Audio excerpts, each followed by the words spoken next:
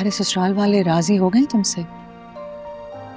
मैं उन्हें वहां मनाने नहीं गया था, सिर्फ सुंदरी के लिए अम्मा और बाबा की हामी की कीमत अदा करने गया था। क्या वो जानते हैं कि तुम दूसरी शादी का इरादा रखते हो? वो मेरा मसला नहीं है। मुझे नहीं लगता कि सुंदरी तुमसे मोहब्बत कर पाएगी। अम्मा पप्पो, औरत को अपने शौहर से बिलाखिर मोहब्बत हो ही जाती है। उन 3 लफ्जों का बड़ा असर होता है। वो 3 लफ्ज तुमने मुर्ख से भी कहे थे, तो क्या इसका ये मतलब है कि तुम पे भी असर हो जाएगा? औरत के दिल की बात कर रहा हूं मैं, मर्द की नहीं।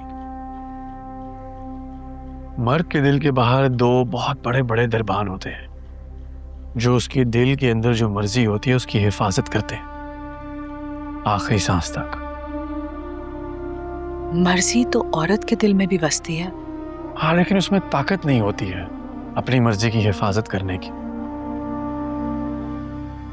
इसीलिए रिश्ते आके उसकी मर्जी पर अपना हक जमाते हैं, छीन लेते हैं, कई बार मार भी दिए जाते हैं और फिर बिलाखिर वो समझौता कर ही लेती है। जैसे तुम इरादा रखते हो मेरी बेटी की मर्जी को छीनने का और खत्म करने का। अम्मा पापा, मैं सुंदरी को अपनी जिंदगी में लाना चाहता हूं।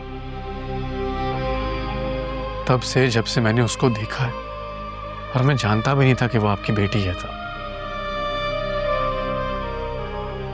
और आपसे बेहतर ये सब कुछ कौन जानता है? आपने तो मुझे उसके लिए रातें जागते हुए देखा है, रोते हुए देखा है ना? मेरी बेचैनी तो गुलाम ने भी देखी, और अगर आज वो यहां होता तो वो कितना खुश।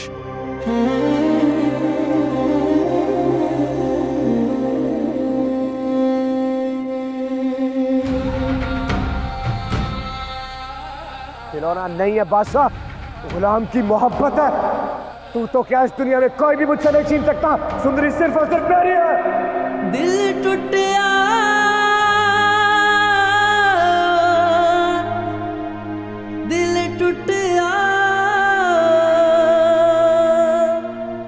किसका जिक्र कर दिया मैंने? कमजात। बादशाह, वो तुम दोनों का बाप है। लाजो के बारे में ऐसी बात कर रहे हैं जिसको उसकी मां से छीना गया था। सुंदरी सिर्फ मेरा जुनून नहीं, मेरा इंतकाम है। आशिक अली का, आपकी बर्बाद जवानी का। मेरी बर्बाद जवानी गुजर गई।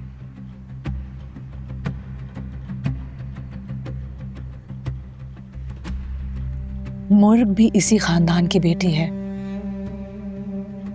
एक दो नस्लों को तो कुर्बानी देनी पड़ेगी ना अम्मा बापू, ताकि चेंज आए।